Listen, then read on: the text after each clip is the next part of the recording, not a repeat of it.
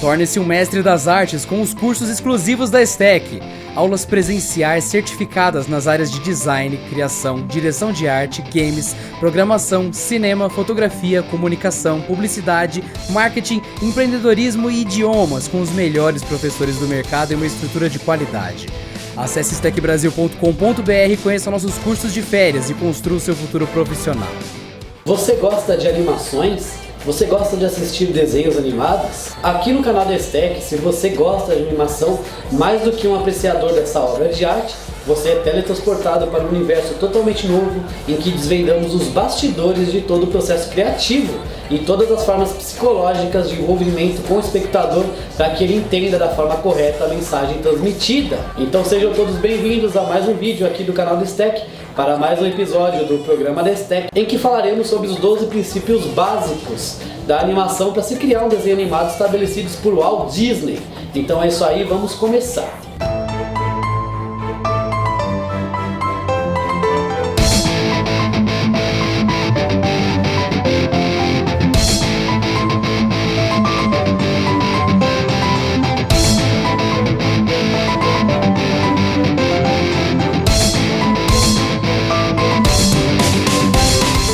Durante as explicações sobre os 12 princípios, eu usarei exemplos animados criados por Alan Becker. Então está aqui a atribuição do crédito pelos desenhos animados, as animações que vocês verão nesse vídeo. O primeiro princípio é o comprimir e esticar, squish and squash. Todo ser humano, quando vai se movimentar, faz uma espécie de deformação no seu corpo, deformação em sua forma. E é isso que esse método significa. Quando um personagem vai fazer uma expressão, ele vai pular, vai andar, vai se locomover, é necessário que você então faça essa modificação, essa deformação na forma, como se ele estivesse esticando e comprimindo. Isso vai dar muito mais dinâmica à animação ao resultado final, contanto que você mantenha sempre o volume adequado desta forma. E aí tem vários exemplos clássicos da Disney, como por exemplo quando algum bichinho, Tico e Teco, vai mastigar uma noz, a cabeça deforma. O Bafo, quando ele vai puxar a barriga, ela vem até em cima, depois ele solta e ela cai. Expressões de alegria, que o sorriso deforma o rosto, ou de medo, que os olhos crescem. Então esse comprimir e esticar dá o dinamismo do desenho animado. O próximo princípio é a antecipação, ou seja, uma sequência de ações que leva de uma atividade, de um movimento até o outro. Para que os espectadores entendam o movimento, precisa ter algumas ações anteriores que tornam possível o entendimento, que preparam o público para o movimento seguinte, para o movimento que virá. Por exemplo, quando alguém vai dar uma tacada, a pessoa não pega o taco e faz isso de forma dura. Ela pega, antecipa para cima e aí ela puxa, né?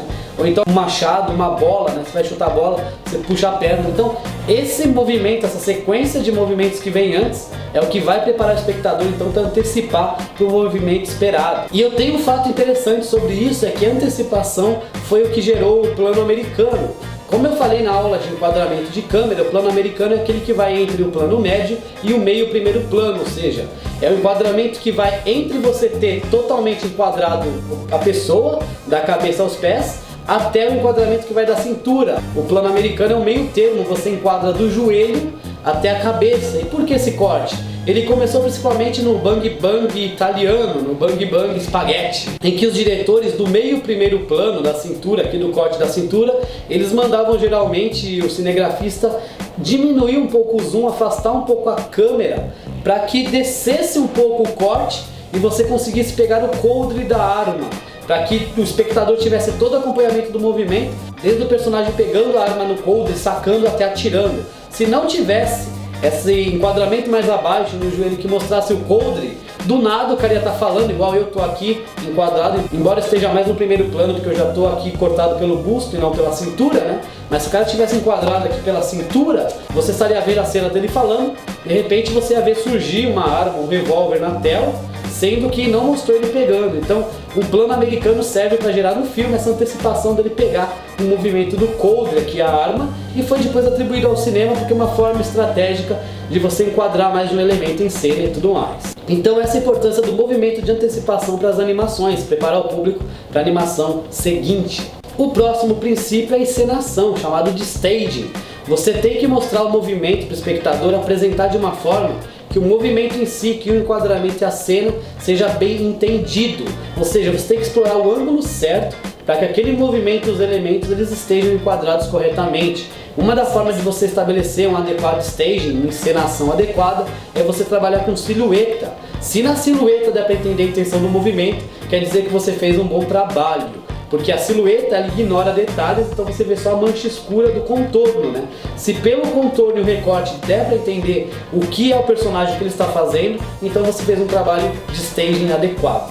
Os próximos princípios envolvem uma animação direta, um straight ahead action ou uma animação de posições chaves, a pose to pose. No primeiro, na direta, é desenhado quadro a quadro cada ação do personagem. Dessa forma o animador ele não planeja o que vai acontecer, ele vai desenhando conforme a animação vai fluindo. Isso é muito útil em cenas de movimentos rápidos que você tem ações inesperadas. Ele mantém mais uma personalidade, uma fluidez e uma naturalidade da animação, contanto que você não faça o personagem sair de perspectiva e sair de enquadramento durante os desenhos. Enquanto o direto traz a espontaneidade, o pose to pose traz uma clareza. Dessa forma o animador ele pensa no primeiro e no último frame, ou seja, no começo e no fim. Ele pensa em quantos pontos-chave tem que ter nesse intervalo e quanto tempo tem que durar, e um assistente ele vai preenchendo. Dessa forma, na direta, ele faz o primeiro quadro, faz um a um, e aí o movimento vai fluindo, e na pose to pose ele faz o primeiro e o último, então ele já tem um planejamento do final da cena e o assistente preenche os quadros. É quase como a interpolação de movimento que você usa na animação quando vai editar no Flash, por exemplo, e até mesmo no After Effects. O próximo princípio é a continuidade e sobreposição de ação, ou seja, o overlapping action e o follow through. Quando o personagem então, ele estava andando e do nada ele parava, todo o corpo dele parava de uma vez. Isso não trazia uma coisa muito natural, o movimento ficava muito duro, muito truncado. Então foi pensado numa forma de quando o personagem está se movimentando, ele para, não são todas as partes do corpo que elas congelam ao mesmo tempo. Esse é o princípio chamado de follow through, movimento sequencial. Se o personagem ele tem alguns elementos no corpo, como orelhas, um lenço no pescoço, um rabo, cada parte vai ter um tempo diferente e quando o personagem parar, algumas coisas ainda continuarão a se mover. O próximo princípio é a aceleração e desaceleração, slow in e slow out. Para isso é usada uma chave de intervalação. Quando o animador ele planeja o primeiro e último quadro e vai passar para o assistente, o intervalador, o projeto para que seja completado, ele deve indicar nessa chave de intervalação qual que é o tempo que cada ação vai ter para que ela acelere e desacelere. Por exemplo, você tem uma bola e ela está rolando, né? Então a bola ela está indo, daí quando ela não para assim. Ela vai indo, ela desacelera e freia, né? Então ela começa, fica rápida e para, né? Então ela está subindo, para e desce.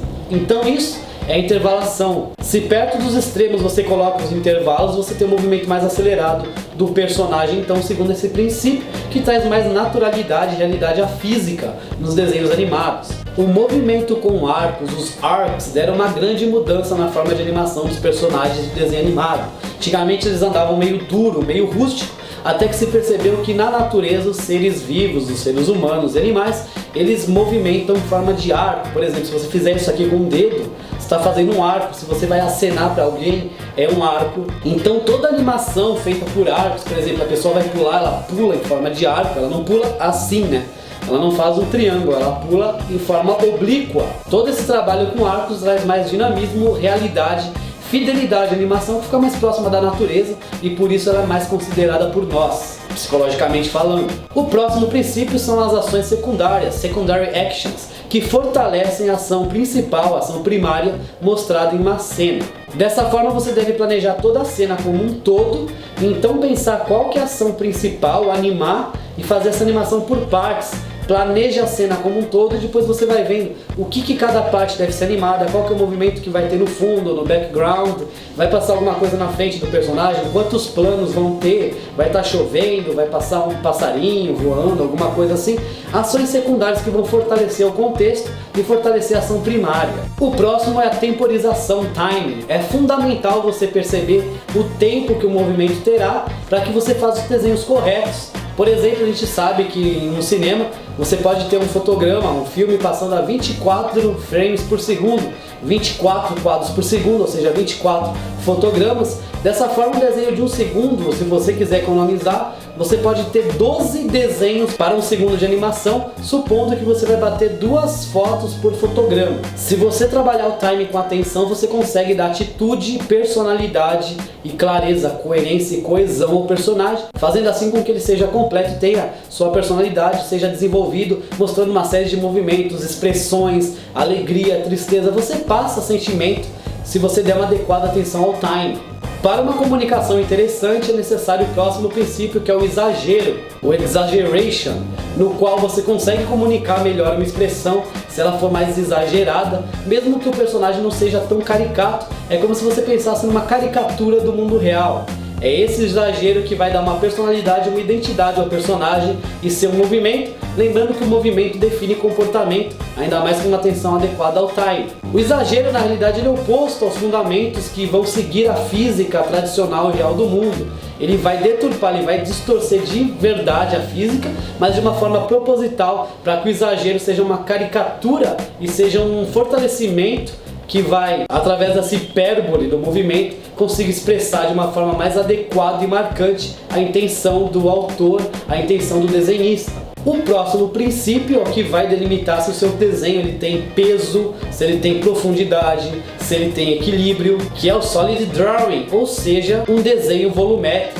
Assim você pode ter olhos em perspectiva, a mão, então você deve evitar partes gêmeas no personagem. Partes gêmeas é quando ele fosse totalmente simétrico, você cortasse ele no meio e flipasse horizontalmente, tivesse o mesmo tamanho. Ele fica muito bidimensional, ele fica muito chapado, ele fica muito flat. E parece que ele não tem volume e profundidade, parece uma placa que vai cair, parece um pôster. Então você deve evitar isso para dar um volume no desenho. O próximo passo é um apelo visual, um design de apelo, o appeal.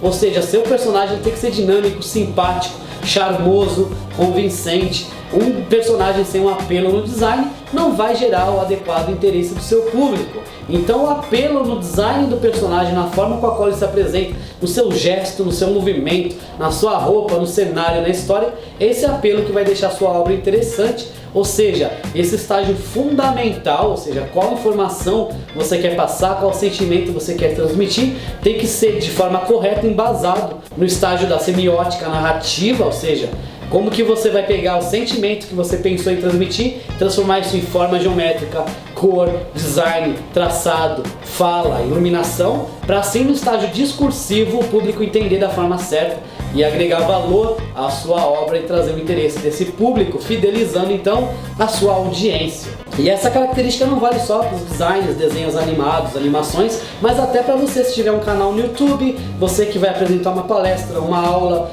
um seminário, fazer um filme, um curta-metragem, uma música, tudo tem que ter seu apelo para que você consiga chamar a atenção do público. Você não pode ser um professor que quer que o aluno preste atenção na sua matéria se você não tiver um adequado esquema de forma e conteúdo. A forma de uma aula, a forma com a qual ela é dada tem que chamar a atenção do aluno, mas o conteúdo também tem que ser rico e interessante. Se você abre mão de forma ou conteúdo, você começa a desequilibrar as funções e assim você vai perder um pouco do apelo e, consequentemente, em decorrência disso, seu público vai perder o interesse no seu projeto. Então é isso aí, turma. Esse foi o vídeo de hoje aqui do canal Destack, falando dos 12 princípios fundamentais da animação que revolucionou toda a parte de desenho segundo o Walt Disney, o gênio da animação. Espero que vocês tenham entendido e gostado. A gente pede sempre aquela ajuda e contribuição, deixando seu like, curtindo o vídeo, se inscrevendo, compartilhando, interagindo nas redes sociais para nos ajudar. Afinal, sua contribuição é sempre importante para nós. E qualquer dúvida deixe nos comentários que responderemos a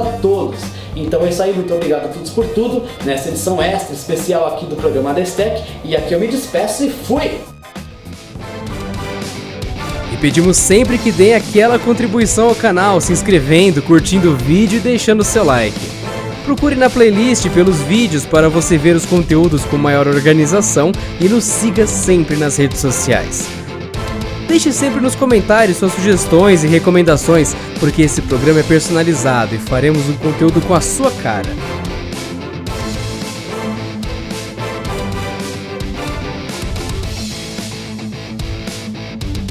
Canal Destack, o canal mais diversificado da internet.